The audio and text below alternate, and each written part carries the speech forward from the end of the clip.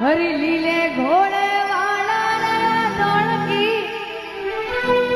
हे धजवाण रे मारे हे धजवाण रे मारे आंगणे पनारो रे आंगणे पनारो रे।